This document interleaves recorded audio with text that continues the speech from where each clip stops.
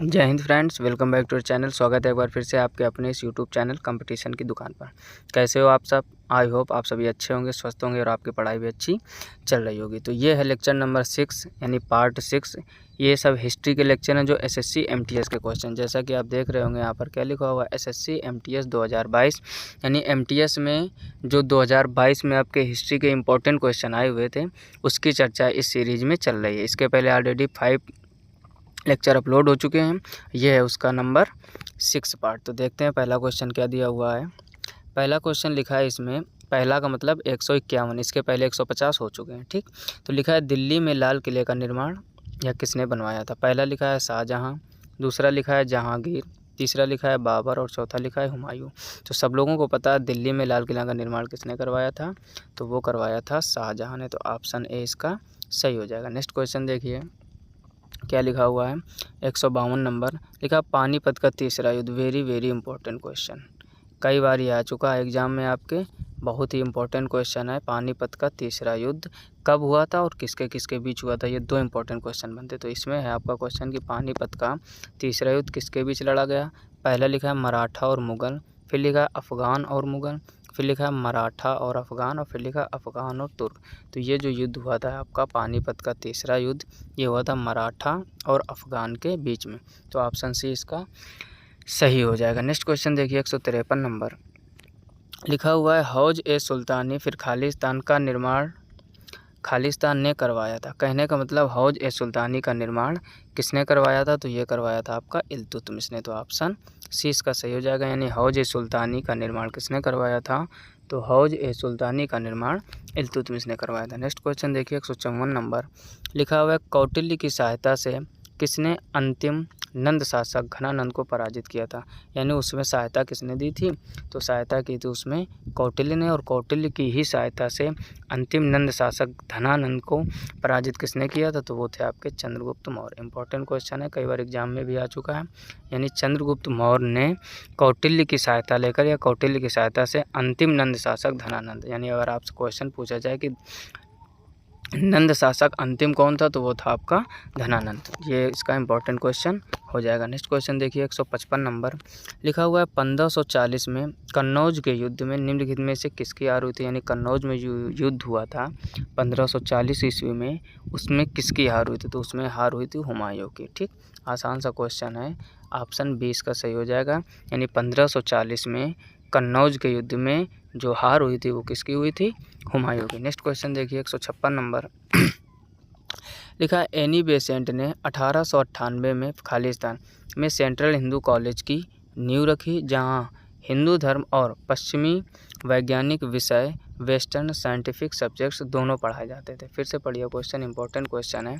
लिखा हुआ है, एनी बेसेंट ने 1898 में सेंट्रल हिंदू कॉलेज की नींव रखी, जहां हिंदू धर्म और पश्चिमी वैज्ञानिक विषय दोनों पढ़ाए जाते थे। कौन सा वो स्थान है वो पूछा गया है, तो वो स्थान है आपका बनारस, ठीक। आसान सा क्वेश्चन है, बनारस में। यानी एनी बेसेंट ने 1898 में बनारस में सेंट्रल हिंदू कॉलेज की नींव रखी, जहां हिंदू धर्म और पश्चिमी वैज्ञानिक विषय दोनों पढ़ाए जाते थे। अगर आपसे क्वेश्चन पूछा जाए कि एनी बेसेंट ने बनारस में सेंट्रल हिंदू कॉलेज की नींव रखी, ये कब रखी, तो उसका आंसर हो जाएगा 1898। तो दोनों टाइप से आप क्वेश्चन को तैयार कीजिए। नेक्स्ट क्वेश्चन देखिए 157 नंबर लिखा है, सुल्तान मोहम्मद गौरी ने सन फिर खालिस्तान में पृथ्वीराज तृतीया को हराया था। यानी जो सुल्तान मोहम्मद गौरी थे उन्होंने पृथ्वीराज तृतीया को कब हराया था, तो उन्होंने आया था 1192 ईस्वी में। आई होप आप पॉइंट समझ गए होंगे। 1192 और भी किसका आंसर है, तो 1192 ईस्वी में हुआ था तराइन का द्वितीय युद्ध। आई होप आप बात समझ गए होंगे। यानी अगर आपसे पूछा जाए तराइन का प्रथम युद्ध कब हुआ था, तो 1191 ईस्वी में। तराइन का द्वितीय युद्ध कब हुआ था, 1192 ईस्वी में। और सुल्तान मोहम्मद गौरी ने किसको हराया था, पृथ्वीराज तृतीया को हराया था। अगर पूछा जाए कि 1192 ईस्वी में जो युद्ध हुआ था वो किसके किसके बीच हुआ था, तो सुल्तान मोहम्मद गौरी और पृथ्वीराज तृतीय। तो ये इसका इम्पोर्टेंट क्वेश्चन इस टाइप से भी बन सकता है। नेक्स्ट क्वेश्चन देखिए, अगला नंबर लिखा हुआ है 158 नंबर लिखा हुआ है, 1600 ईस्वी में ईस्ट इंडिया कंपनी ने फिर खालिस्तान से एक चार्टर हासिल किया।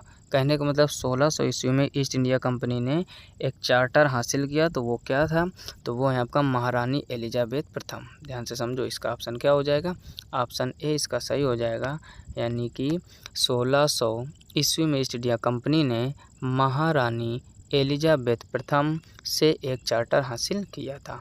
नेक्स्ट क्वेश्चन देखिए 159 नंबर, लिखा हुआ लगभग 2000 साल पहले फिर खालिस्तान कुषाणों की, फिर लिखा है दूसरी राजधानी बनी, यानी 2000 साल पहले कुषाणों की दूसरी राजधानी कौन बनी थी, तो वो थी आपकी मथुरा। ऑप्शन ए इसका सही हो जाएगा। इंपॉर्टेंट क्वेश्चन है, ये भी कई बार एग्जाम में आपके बन चुका है कि लगभग 2000 साल पहले मथुरा कुषाणों की दूसरी राजधानी बनी। कहने का मतलब 2000 साल पहले कुषाणों की दूसरी राजधानी कौन सी बनी, तो वो थी आपकी मथुरा। नेक्स्ट क्वेश्चन देखिए 160 नंबर, लिखा हुआ है बौद्ध वास्तुकला में निम्नलिखित में से कौन सा एक ध्यान कक्ष और भिक्षुओं के रहने का स्थान था। मतलब बौद्ध वास्तुकला में निम्नलिखित में से कौन सा लिखा हुआ है कि एक ध्यान कक्ष और एक भिक्षुओं को रहने के लिए रहने का स्थान है, तो वो कहाँ था, वो था आपका बिहार में। तो ऑप्शन ए इसका सही हो जाएगा, यानी बौद्ध वास्तुकला में निम्नलिखित में से कौन सा एक ध्यान कक्ष और भिक्षुओं के रहने का स्थान है, तो वो बिहार।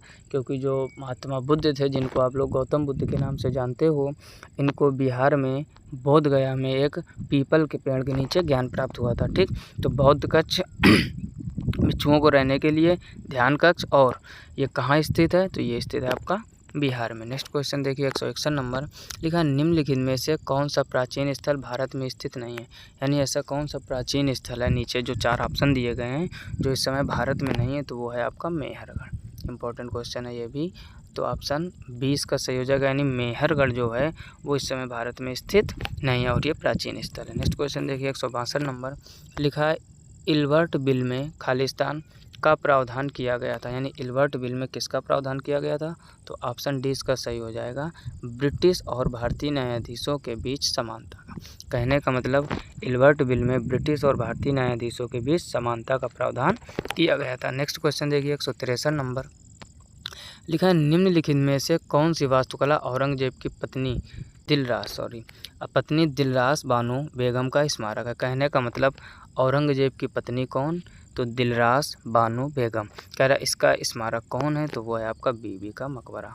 कहने का मतलब फिर से समझो क्वेश्चन आप ध्यान से, लिखा हुआ है निम्नलिखित में से कौन सी वास्तुकला औरंगजेब की पत्नी दिलरास बानो बेगम का स्मारक है, तो वो है आपका बीबी का मकबरा। ऑप्शन डी इसका सही हो जाएगा। नेक्स्ट क्वेश्चन देखिए 164 नंबर, लिखा हुआ है अलीवर्दी खान के बाद खालिस्तान बंगाल का नवाब बना। यानी अलीवर्दी खान के बाद बंगाल का नवाब कौन बना, तो बंगाल के नवाब बने थे सिराजुद्दौला।